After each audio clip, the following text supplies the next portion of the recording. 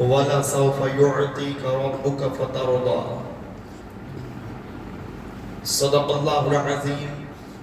وبلغنا رسوله النبی الامین المتین الکریم ونحن على ذلك لمن الشاہدین والشاکرین والحمد للہ رب العالمین. انتہائی ادب و احترام اور عقیدت و محبت کے ساتھ ہم سب مل کر اپنے آقا اور مولا حضور پرنور شفیع یوم النشور سرور دو جہاں مالک کون و مکان سید عرب و عجم شاہ امم صلی اللہ علیہ وسلم کی مقدس بارگاہ میں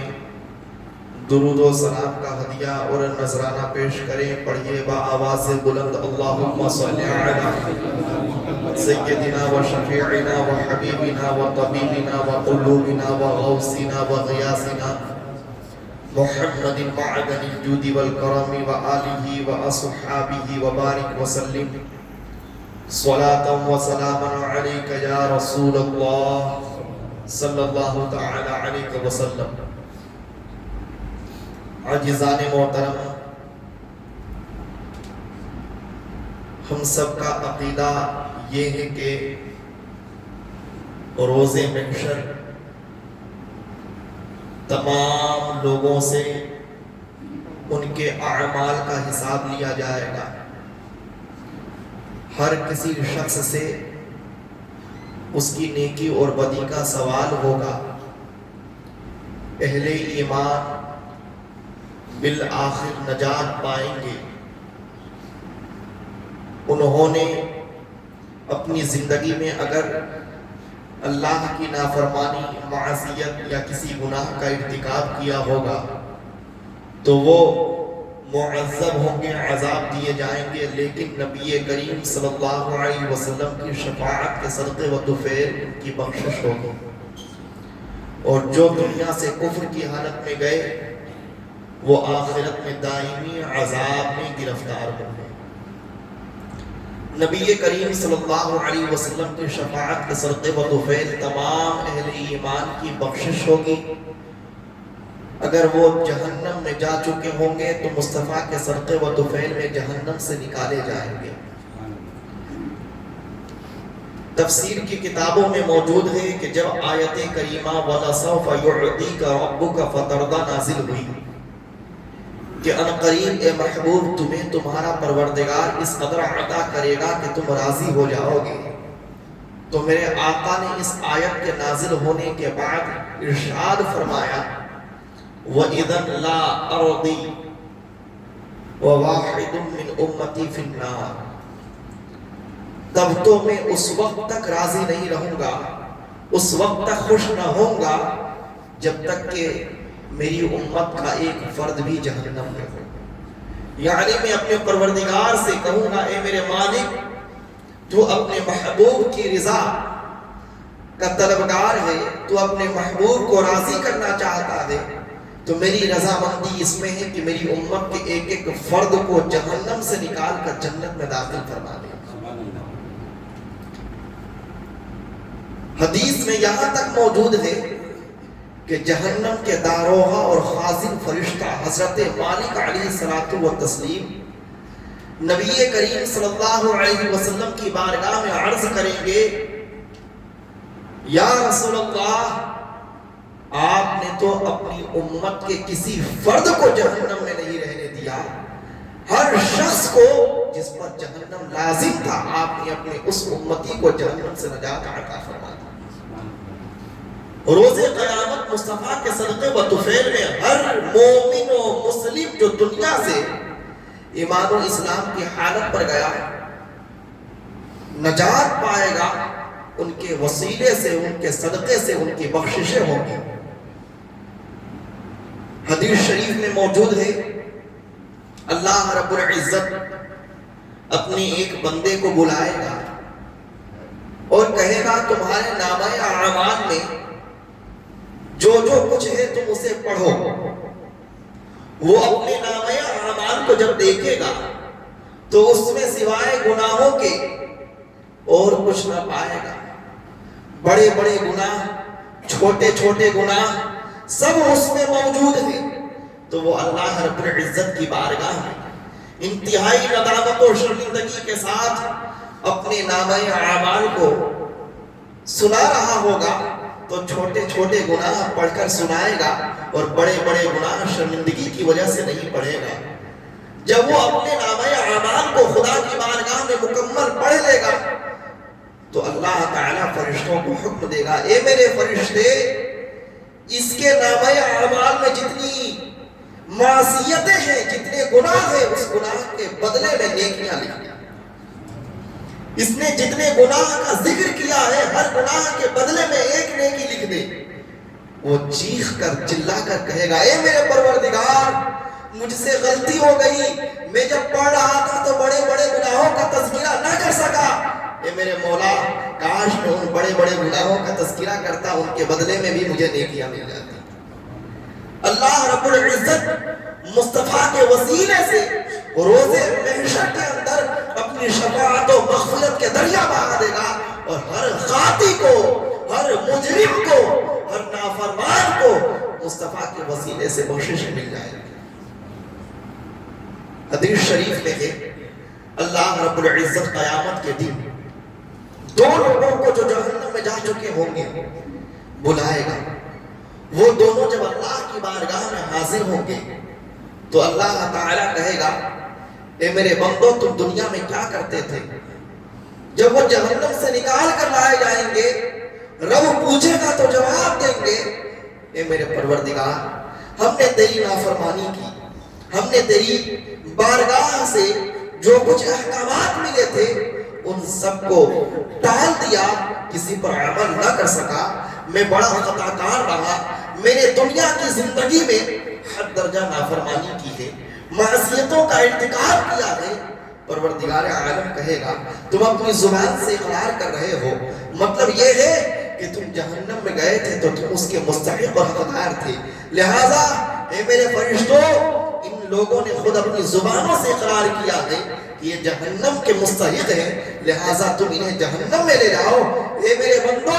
تم جہنم کی طرف لوٹ جاؤ۔ ایک بندہ ہوگا بڑی تیزی کے ساتھ جہنم کی طرف جائے گا، اور دوسرا بندہ دھیرے دھیرے قدموں کے ساتھ، آہستہ آہستہ قدموں کے ساتھ لرزہ براندام ہو کر جہنم کے دروازے کی طرف جا رہا ہوگا۔ پروردگار عالم دیکھے گا، میرا ایک بندہ بڑی تیزی کے ساتھ میرے کہنے کے بعد جہنم کی طرف جا رہا ہے، دوسرا بندہ بڑے آہستہ قدموں کے ساتھ جا رہا ہے۔ فرشتوں کو حکم دے گا، اے میرے فرشتوں، ان دونوں بندوں کو واپس لے کے آؤ، میں جاننا چاہتا ہوں کہ ان میں سے ایک جلدی کیوں کر رہا ہے، دوسرا آہستہ قدموں کے ساتھ کیوں جا رہا ہے۔ جب ان دونوں بندوں کو بلایا جائے گا تو ایک بندہ جو بڑی تیز قدموں کے ساتھ جہنم کی طرف جا رہا تھا وہ کہے گا، اے میرے پروردگار، جب ہم نے دنیا میں تیری نافرمانی کی تو ہم پر جہنم لازم کر دی گئی، آج اگر تیری نافرمانی کروں اور تو نے جب مجھے جہنم میں جانے کا حکم دے دیا اور جہنم میں نہ جاؤں، آج بھی میں تیرے حکم کو ٹال دوں تو مجھے اپنی جان کا اس سے زیادہ خوف ہے کہ میں نے دنیا میں نافرمانی کی تو جہنم کی بھڑکتی ہوئی آگ میں ڈال دیا گیا، آج آخرت میں تیری نافرمانی کروں گا، کہیں جہنم کے اس سے بھی سخت طبقے میں نہ ڈال دیا جاؤ۔ دوسرے بندے سے پوچھے گا، تو آہستہ قدموں کے ساتھ کیوں جا رہا ہے؟ وہ کہے گا، اے میرے پروردگار، جب تو نے جہنم سے مجھے نکالا تھا تو میرے دل میں یہ تمنا تھی کہ میرا پروردگار بڑا رحیم ہے، بڑا کریم ہے، وہ میرے گناہوں سے زیادہ مجھ پر رحمت و فضل فرمانے والا ہے۔ مجھے امید تھی، اے میرے مولا، جب تو نے جہنم سے مجھے نکال دیا تو اب دوبارہ تو مجھے جہنم میں نہیں لے جائے گا، جب تو نے جہنم سے مجھے نجات دے دی واپس میں جہنم میں نہیں جاؤں گا۔ میں اسی تمنا اور آرزو میں تھا، اب جب کہ میں جہنم میں جا رہا تھا میں اپنی تمنا اور آرزو کو اور اپنے ارادے کو پورا نہ ہوتا دیکھ کر اندر ہی اندر بڑا شرمندہ ہوں، بڑا نادم ہوں۔ رب تعالیٰ دیکھے گا، میرا یہ بندہ بھی اپنے گناہوں پر نادم و شرمندہ ہے، یہ بندہ بھی مجھ سے اپنی آرزو رکھتا ہے، اپنی میری رحمت کا طلبگار ہے۔ فرشتوں کو حکم دے گا، اے میرے فرشتوں، میں نے مصطفیٰ کریم کے صدقہ و طفیل میں اپنے نبی کے وسیلے سے ان دونوں کو بھی شفاعت دی۔ نبی کریم صلی اللہ علیہ وسلم نے قدیم امت کے، سابقہ امتی کے حالات کو حدیث شریف میں بیان فرمایا۔ میرے آقا کہتے ہیں کہ قدیم زمانے میں ایک آدمی تھا، وہ اللہ رب العزت کے دین پر قائم تھا، مومن مخلص تھا۔ اس نے دیکھا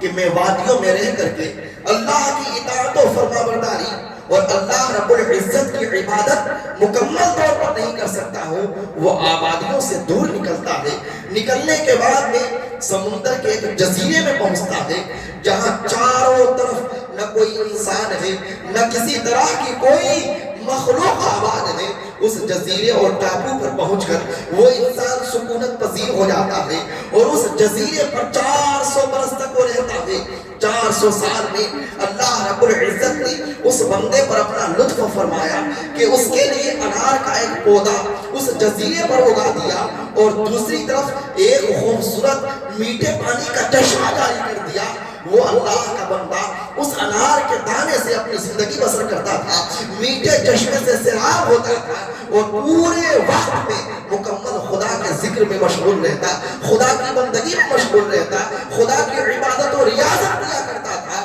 اللہ اکبر۔ 400 سال تک عبادت کرنے کے بعد میں حضرت اسرائیل علیہ السلام اس کی خدمت میں آئے اور کہا اب تمہیں دنیا سے کوچ کرنے کا وقت ہو گیا ہے۔ اس بندے نے کہا اے اسرائیل، میں آپ سے صرف یہ مہلت چاہتا ہوں کہ آپ مجھے 2 رکعت نماز پڑھنے کی مہلت دے دیجئے، اور میری یہ تمنا ہے کہ جب میں دوسری رکعت کے سجدے میں رہوں گا آپ میری روح قبض کر لیجئے گا تاکہ میں اپنے رب کی بارگاہ میں جب حاضر ہو جاؤں تو میں سجدے کی حالت میں دنیا سے جاؤں۔ اسرائیل نے کہا ہاں مجھے یہ حکم ہوا ہے کہ تمہاری اس مرضی کی تکمیل کر دی جائے، تمہاری اس خواہش کو پورا کر دیا جائے۔ لہٰذا حضرت اسرائیل علیہ السلام اسے مہلت دیں گے، وہ وضو کرے گا۔ وضو اس نے کیا، وضو کرنے کے بعد میں 2 رکعت نماز پڑھی، دوسری رکعت کے سجدے میں جب وہ پہنچا تو اللہ کے فرشتے اسرائیل نے ان کی روح قبض کر لی۔ اب قبض ہونے کے بعد میں میرے مصطفیٰ کہتے ہیں کہ جب محشر کا میدان ہوگا، جب حساب و کتاب کی باریاں آئیں گی اور اس بندے کو بلایا جائے گا، رب تعالیٰ اس کے تمام اعمال کو دیکھ کر فرمائے گا اے میرے بندو، اے میرے فرشتوں، اذهبوا بعمدی، میرے بندے کو میری رحمت کے صدقے و تحفے میں جنت کی طرف لے جاؤ، تم اسے جنت کی طرف لے جاؤ، میں نے اپنی رحمت سے اسے جنت عطا کر دیا۔ وہ بندہ اس وقت رب کی بارگاہ میں عرض کرے گا اے میرے پروردگار، میں نے اپنے عمل کی وجہ سے جنت کو پایا ہے، اپنے نیک کام کی وجہ سے جنت کو پایا ہے۔ رب تعالیٰ اس بندے کو بلائے گا، اس کی 400 سال کی عبادت کو میزان کے ایک پلے میں رکھے گا اور اپنی نعمتیں جو دنیا میں اس نے عطا کی تھی ان نعمتوں میں سے صرف ایک نعمت یعنی آنکھ جیسی دولت جس سے وہ دیکھتا تھا، جس سے وہ تمام چیزوں کو ملاحظہ اور مشاہدہ کیا کرتا تھا، اس ایک نعمت کو رب تعالیٰ ایک پلڑے میں رکھے گا تو اس ایک نعمت کا پلڑا بھاری ہو جائے گا اور اس کے 400 سال کے جو وزن تھے، وہ عبادتوں کا جو وزن تھا وہ ہلکا ہو جائے گا۔ اب کہے گا اے میرے بندے دیکھ، تو نے تو میری ایک نعمت کا بھی 400 سال میں شکر ادا نہ کر سکا، میری نعمتوں پر تو نے ایک نعمت کا حق ادا نہ کر سکا، تو بتا کیا تو اپنے اب میرا عدل و انصاف سن لے۔ میرا عدل و انصاف یہ ہے کہ جب تو نے اپنی زندگی میں 400 سال عبادت کرنے کے بعد بھی میری ایک دی ہوئی نعمت کا حق ادا نہ کر سکا، اس لیے اپنے عدل و انصاف سے اپنے فرشتوں کو یہ حکم دیتا ہوں اے میرے فرشتوں، میرا عدل یہ چاہتا ہے کہ تم اسے جہنم میں لے جاؤ۔ اللہ اکبر۔ جب اسے جہنم کی طرف لے جا رہے ہوں گے وہ چیخ کر رب کی بارگاہ میں عرض کرے گا اے میرے پروردگار، مجھ سے خطا ہو گئی ہے، میں اقرار کرتا ہوں کہ تو نے جو کچھ مجھے بخشا ہے اپنی رحمت سے بخشا ہے، لہٰذا اے میرے مولا پھر مجھ پر اپنی رحمت نازل فرما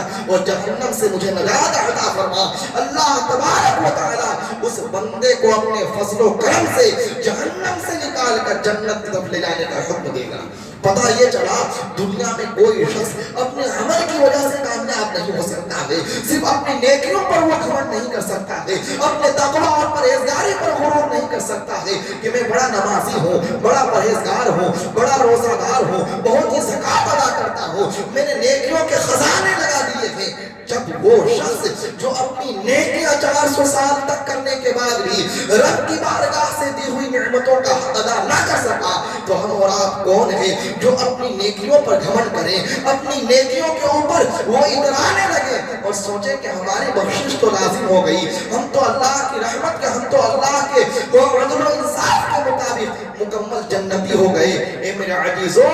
رب تبارک و تعالی جسے چاہتا ہے اپنے فضل سے عطا فرماتا ہے۔ کوئی بھی بندہ اگر جنتی ہوگا تو خدا کے فضل سے ہوگا، کوئی بھی بندہ اگر آخرت کی ہولناکیوں سے، آخرت کی مشقتوں سے، جہنم کی پرخار وادیوں سے نجات پائے گا تو صرف رب کی عطا سے پائے گا، رب کے فضل و کرم سے پائے گا، رب کی بخشش سے پائے گا، رب کی عطا سے پائے گا۔ اور اس امت محمدیہ کو جو کچھ ملے گا مصطفیٰ کے فیضان نظر کا صدقہ ہوگا۔ ہم گنہگاروں کو آخرت میں جو مقام و مرتبہ میسر ہوگا مصطفیٰ کی امتی ہونے کے صدقہ میں ملے گا۔ اس لیے کہ ہماری عبادتیں، ہماری ریاضتیں، ہمارے اعمال ایسے نہیں کہ ہم اپنے اعمال کی وجہ سے خدا کی بارگاہ کے ایسے محبوب و مقرب بن جائیں کہ آخرت میں خدا کے عدل کے مطابق جنت پالیں۔ اے میرے عزیزو، جو کچھ اس امت میں جس کو جو مقام ملا ہے مصطفیٰ کے صدقے میں ملا ہے، اپنے آپ کو اپنی تقریر کا خلاصہ بیان کرنا چاہتا ہوں۔ آج میں نے سنا ہے اور کئی دنوں سے میں سن رہا ہوں، کچھ لوگ مصطفیٰ کریم صلی اللہ علیہ وسلم کے صحابہ کے سلسلے میں بڑے دریدہ ذہن ہو گئے ہیں، بہت ہی زیادہ افواہات بکتے ہیں۔ مصطفیٰ کریم کے صحابہ جن کو خدا نے اپنے فضل و کرم سے جو مقام بخش دیا، جو مرتبہ عطا کر دیا، ہم مصطفیٰ کی عطا کردہ نعمتوں پر اور خدا نے مصطفیٰ کے وسیلے سے اپنے ان کے صحابہ کو جو مقام و مرتبہ بخشا، ہم ان پر اعتراض کرنے والے کون ہوتے ہیں؟ ان کے اعمال کا حساب و کتاب کرنے والے کون ہوتے ہیں؟ ان کی زندگی کے معاملات کا ڈیٹا کلیئر کرنے والے کون ہوتے ہیں؟ اے میرے عزیز ہو، دنیا سے لے کر آخرت تک اس امت کے جس فرد کو جو ملا ہے مصطفیٰ کے صدقے میں ملا ہے، اب اگر کوئی مصطفیٰ کے دیے ہوئے مرتبے پر سوال اٹھائے گا تو یہ مصطفیٰ پر سوال ہوگا۔ اگر خدا نے اپنے فضل و کرم سے جس کو جو مقام بخشا ہے اس مقام پر انگشتنمائی کرنے والا خدا کے فضل و کرم پر انگشتنمائی کرنے والا ہے۔ اس لیے اپنے دریدہ ذہنیوں سے باز آ جائیے، مصطفیٰ کے صحابہ کی عزت کیجئے، ان کی عظمتوں کو دل میں رکھیے اور یاد رکھیے میرے مصطفیٰ وہ ہے جن کی مرضی کا طلبگار پروردگار ہے، جن کو راضی کرنا خدا چاہتا ہے۔ وَلَسَوْفَ يُعْطِيكَ رَبُّكَ فَتَرْضَىٰ، اے محبوب ہم تمہیں اتنا عطا کریں گے کہ تم راضی ہو جاؤ گے۔ یہ ایک آدمی ہے، ایک ناکارہ شخص ہے جسے نہ قرآن معلوم ہے، نہ حدیث معلوم ہے، نہ خدا کے فضل و کرم کو جانتا ہے، نہ پروردگار عالم کے عدل و انصاف کو جانتا ہے، نہ خدا کی تجلیوں کو جانتا ہے، نہ مصطفیٰ کے فضل و انعام کو جانتا ہے۔ سوال کر رہا ہے صحابیت کے مقام پر، جب سے سوال کر رہا ہے صحابیت کے مرتبے پر، سوال کر رہا ہے صحابیت کے شرف و منزلت پر۔ اے میرے عزیزو، جب ادنا امتی کا یہ مقام ہے کہ مصطفیٰ کے صدقے میں اسے جہنم سے نجات مل جائے گی، تو جس نے مصطفیٰ کا چہرہ دیکھا ہو، جس نے مصطفیٰ کی دعائیں پائی ہو، جس نے مصطفیٰ کی بارگاہ میں قرآن کی کتابت کی ہو، جس نے مصطفیٰ کی بارگاہ میں خدمتیں انجام دی ہو، جس کو ابو بکر نے مانا ہو، جس کو عمر ابن خطاب نے مانا ہو، جس کو عثمان ذو النورین نے مانا ہو، جس کو ہزاروں درجے صحابہ نے مانا ہو، ہم ان کی شان میں گستاخی کریں، ان کی شان میں بے باک ہو جائے، ان کی شان میں بے خوف ہو جائے، اپنی زبانوں کو گندا کرنے لگے۔ اے میرے عزیزو، تم اپنی زبانیں گندا نہیں کر رہے ہو، مصطفیٰ کے دیے ہوئے مقام پر انگلی اٹھا رہے ہو، عمر ابن خطاب کے دیے ہوئے رتبے پر انگلی اٹھا رہے ہو، ابو بکر صدیق کی بشان عدل و انصاف پر انگشتنمائی کر رہے ہو۔ آؤ اپنی زبانوں پر تالا لگا لیں اور یہ تصور کر لیں کہ میرے مصطفیٰ کریم کے صدقے و طفیل میں جب ان کو مقام مل گیا تو ہم اور آپ انگشتنمائی کرنے کا حق نہیں رکھتے۔ آج بڑی آسانی کے ساتھ میں اپنے اعمال کو دیکھے بغیر صحابہ کے اعمال کا ریکارڈ رکھنے والے کچھ لوگ پیدا ہو گئے ہیں، کہتے ہیں معاذ اللہ انہوں نے ایسا کیا ویسا کیا۔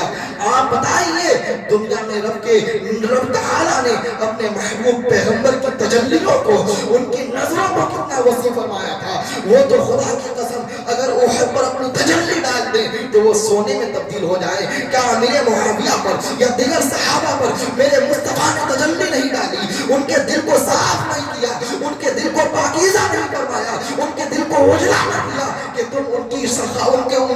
تم ان کے ارادے پر انگلی اٹھاتے ہو، تم ان کی نیتوں پر انگلی اٹھاتے ہو، تم ان کے کارناموں پر انگلی اٹھاتے ہو، تم صحابہ کے مشاجرات کے بارے میں مکمل اپنی زبان کو کھول دیتے ہو۔ اے میرے عزیزو، ہماری شان ہی رہی کہ ہم اس شخصیت کے تعلق سے تبصرہ کریں جن کے تعلق سے مصطفیٰ نے مغفرت کی دعائیں دی ہو، جن کو مصطفیٰ نے شفاعت کی دعائیں دی ہو، جن کو مصطفیٰ نے ہدایت کا پروانہ عطا کیا ہو، اور جن کو مصطفیٰ نے قرآن کریم کی کتابت کے لیے منتخب کیا ہو۔ اب کوئی شخص نبی کریم صلی اللہ علیہ وسلم کے عطا کردہ فضل و رحمت پر انگشت نمائی کرے گا، خدا کی قسم اگر مصطفیٰ کے دیے ہوئے انعام پر دنیا میں آواز اٹھاتا ہے، آخرت میں ذلیل و رسوا ہو جائے گا۔ اس لیے کہ جو شخص دنیا میں مصطفیٰ کے فضل و انعام پر انگلی اٹھائے، آخرت میں مصطفیٰ کے فضل و انعام کا حقدار نہیں ہو سکتا ہے۔ اس لیے کہ اگر ہم جنتی ہیں تو مصطفیٰ کی عطا سے ہیں، اگر ہم بخشے ہوئے ہیں مصطفیٰ کی عطا سے ہیں، ہم آخرت کی ہولناکیوں سے محفوظ ہیں مصطفیٰ کی عطا سے ہیں۔ جب میدان محشر میں تمام انبیاء نفسی نفسی کا دعویٰ کر رہے ہوں گے، اس وقت بھی مصطفیٰ کی زبان سے یہ ادا ہوگا، اے میرے مولا میری امت کی فکر فرما دے، میری امت کو میرے سپرد کر دے، میری امت کی شفاعت کر دے۔ جو ادنا امتی کا اس قدر خیال کرتے ہیں، کیا وہ امیر معاویہ کو چھوڑ دیں گے؟ کیا وہ امیر معاویہ کی فکر نہ کریں گے؟ خدا کی قسم جو صحابی پر انگلی اٹھائے گا مصطفیٰ کی ذات پر انگلی اٹھائے گا، جو صحابی کے مقام و مرتبہ پر بھونکے گا مصطفیٰ کی ذات پر بھونکنے والا ہوگا۔ اس لیے کہ ہمارا عقیدہ یہ ہے کہ صحابی کو صحابیت کا درجہ اور خدا کا فضل و انعام اس وجہ سے نہیں ملا کہ وہ بہت بڑے نمازی تھے، بہت بڑے روزہ دار تھے، بہت بڑے جہادی تھے، بہت ہی متقی اور پرہیزگار یا دیگر تمام خصلتیں تھیں، بلکہ ہمارا عقیدہ یہ ہے مصطفیٰ کے فیضان نظر نے انہیں یہ عطا کیا ہے، مصطفیٰ کی بخشش نے انہیں یہ عطا کیا ہے، مصطفیٰ کی شفاعت نے انہیں یہ عطا کیا ہے۔ رب نے مصطفیٰ کی صحبت کے صدقے و طفیل میں ان کو یہ فرما دیا کہ جو کچھ بھی تم دنیا میں کرو ہم تم سے راضی، تم ہم سے راضی۔ جن سے خدا راضی ہو چکا، جن سے خدا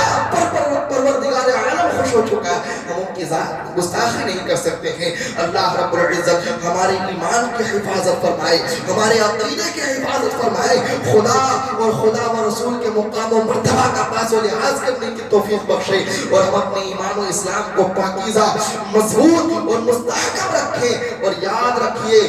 جو ملا، جس کو جو کچھ ملا ان سے ملا، بڑھتی ہے کونین میں نعمت رسول اللہ کی۔ جس صحابی کو جو درجہ ملا ہے مصطفیٰ کے صدقے و طفیل میں ملا ہے، اور مصطفیٰ کریم صلی اللہ علیہ وسلم کے عطا کرنے سے ملا ہے۔ اللہ تعالی ہم سب کو مصطفیٰ کریم اور مصطفیٰ کریم کے صحابہ سے عزت رکھنے کی اور عقیدت رکھنے کی اور عظمت رکھنے کی توفیق عطا فرمائے، اور ہر قسم کی بددیانتی سے، بد خیانتی سے اور برے ارادے سے اور رب تبارک و تعالی ان کی جناب میں گستاخی کرنے سے ہمارے دل و دماغ کو محفوظ و مامون رکھے۔ وما علینا الا البلاغ المبین۔ السلام علیکم ورحمۃ اللہ تعالی وبرکاتہ۔